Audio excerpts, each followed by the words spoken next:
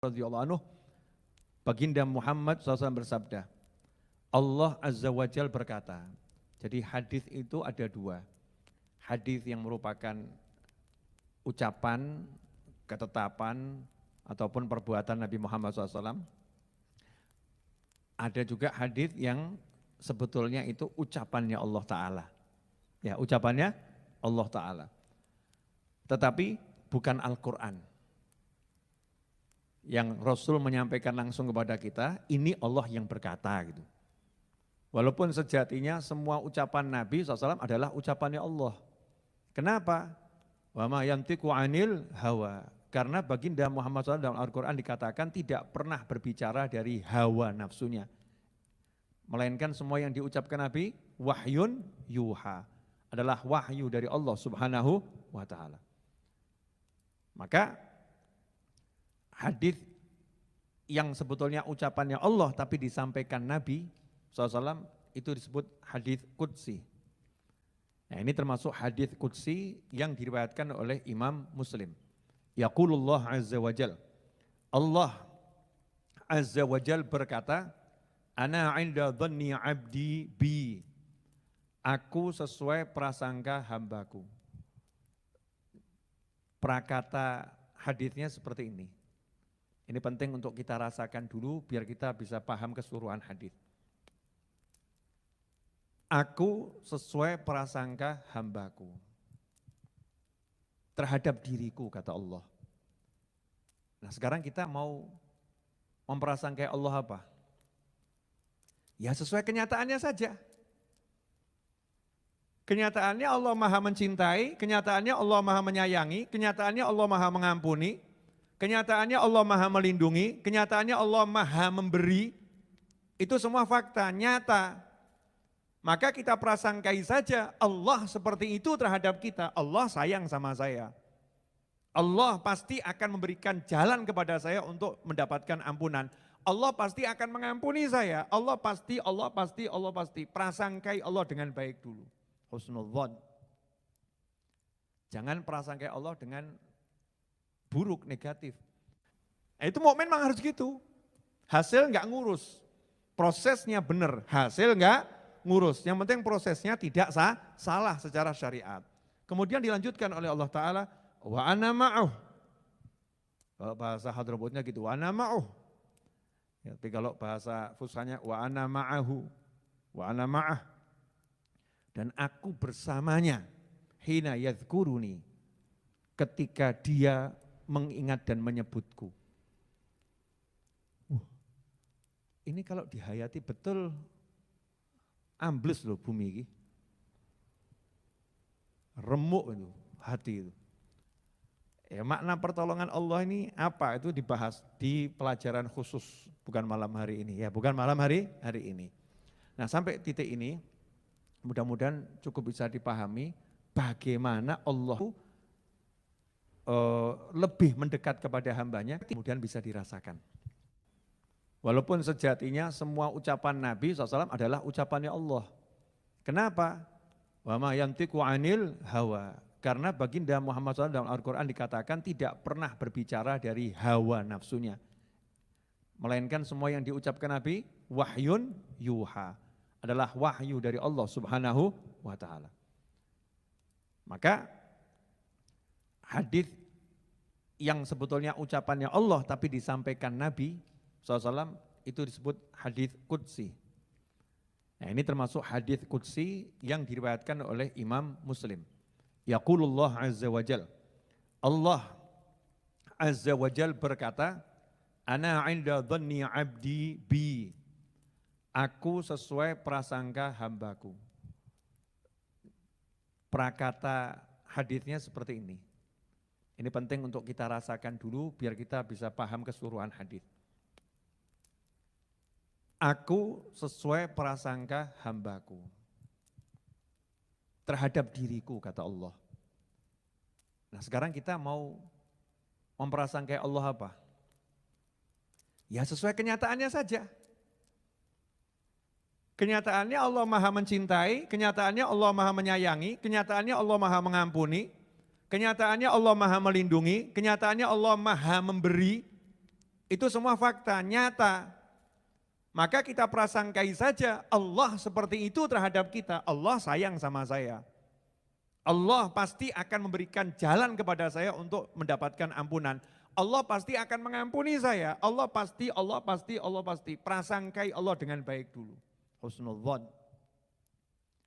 Jangan prasangkai Allah dengan buruk, negatif. Nah, itu mukmin memang harus gitu. Hasil enggak ngurus. Prosesnya benar, hasil enggak ngurus. Yang penting prosesnya tidak salah secara syariat. Kemudian dilanjutkan oleh Allah Ta'ala, wa ana ma'uh. Kalau bahasa Hadramutnya gitu, wa ana ma'uh. Ya, tapi kalau bahasa Fusahnya, wa ana ma'ahu, wa ana ma'ah. Dan aku bersamanya, hina yadhkuruni, ketika dia mengingat dan menyebutku. Ini kalau dihayati betul, ambles loh bumi ini. Remuk itu, hati itu. Ya, makna pertolongan Allah ini apa? Itu dibahas di pelajaran khusus, bukan malam hari ini. Ya, bukan malam hari ini. Nah, sampai titik ini, mudah-mudahan cukup bisa dipahami bagaimana Allah itu lebih mendekat kepada hambanya, kemudian bisa dirasakan. Walaupun sejatinya semua ucapan Nabi SAW adalah ucapannya Allah. Kenapa? Wa ma yantiqu 'anil hawa. Karena baginda Muhammad SAW dalam Al-Quran dikatakan tidak pernah berbicara dari hawa nafsunya. Melainkan semua yang diucapkan Nabi, wahyun yuha. Adalah wahyu dari Allah Subhanahu wa ta'ala. Maka hadis yang sebetulnya ucapannya Allah tapi disampaikan Nabi SAW itu disebut hadis qudsi. Nah, ini termasuk hadis qudsi yang diriwayatkan oleh Imam Muslim. Yaqulullah azza wa jal. Allah azza wa jal berkata, ana 'inda dhanni 'abdi bi. Aku sesuai prasangka hambaku. Prakata hadisnya seperti ini. Ini penting untuk kita rasakan dulu biar kita bisa paham keseluruhan hadis. Aku sesuai prasangka hambaku terhadap diriku, kata Allah. Nah, sekarang kita mau memprasangkai Allah apa? Ya sesuai kenyataannya saja. Kenyataannya Allah Maha mencintai, kenyataannya Allah Maha menyayangi, kenyataannya Allah Maha mengampuni, kenyataannya Allah Maha melindungi, kenyataannya Allah Maha memberi. Itu semua fakta, nyata. Maka kita prasangkai saja Allah seperti itu terhadap kita. Allah sayang sama saya. Allah pasti akan memberikan jalan kepada saya untuk mendapatkan ampunan. Allah pasti akan mengampuni saya. Allah pasti. Prasangkai Allah dengan baik dulu. Husnudzon. Jangan prasangkai Allah dengan buruk, negatif. Nah, itu mukmin memang harus gitu. Hasil enggak ngurus. Prosesnya benar, hasil enggak ngurus. Yang penting prosesnya tidak salah secara syariat. Kemudian dilanjutkan oleh Allah Ta'ala, wa ana ma'uh. Kalau bahasa Hadramutnya gitu, wa ana ma'uh. Ya, tapi kalau bahasa Fusahnya, wa ana ma'ahu, wa ana ma'ah. Dan aku bersamanya, hina yadhkuruni, ketika dia mengingat dan menyebutku. Ini kalau dihayati betul, ambles loh bumi ini. Remuk itu, hati itu. Ya, makna pertolongan Allah ini apa? Itu dibahas di pelajaran khusus, bukan malam hari ini. Ya, bukan malam hari ini. Nah, sampai titik ini, mudah-mudahan cukup bisa dipahami bagaimana Allah itu lebih mendekat kepada hambanya, kemudian bisa dirasakan. Kalau ada pekerja pengangguran,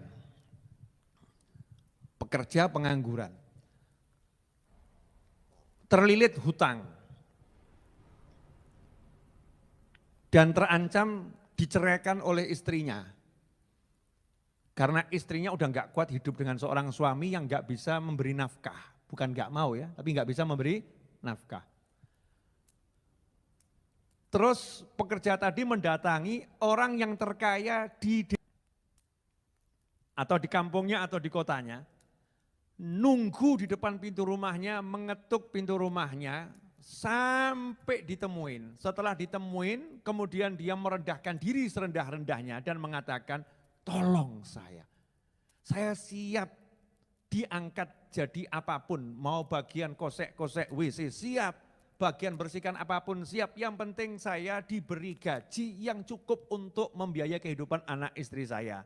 Cukup untuk makan mereka, biar rumah tangga saya selamat, anak istri saya selamat, tolong saya.